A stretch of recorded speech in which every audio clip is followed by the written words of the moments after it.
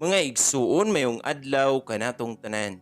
Karon adlaw na usab nga Lunes, Pizza 3 sa bulan sa Hulyo sa tuig 2023. Ug karon mga igsuon aniya nakita sa ikanapulog tulo nga semana sulod sa tuig.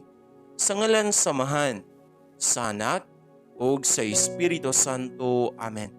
Ang ebanghelyo kinutlo gikan sa basahon sumala ni San Juan, Kapitulo 20, versikulo 24 ngadto sa 29. Si Tomas nga ginganlag kaluha, usa sa napulog duha ka tinun-an, wala mayuban kanila sa pag-anha ni Jesus.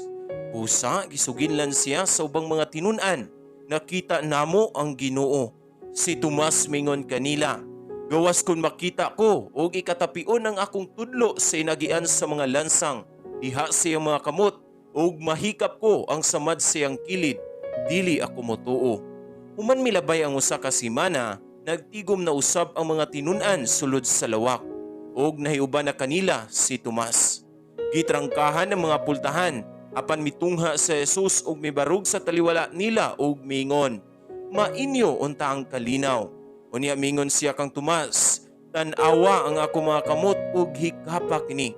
Hikapa usab ang samad sa akong kilid, tuo og ayaw na pagduha-duha. Si Tomas mingon kaniya, Ginoo ko ug Dios ko. Unya mingon si Jesus kaniya, mituo ka ba tungod kay nakakita ka kanako? Bulahan kadtong mutuo bisan wala makakita kanako. Mga igsuon, ang ebanghelyo sa Ginoo. Daygon ikaw o Kristo.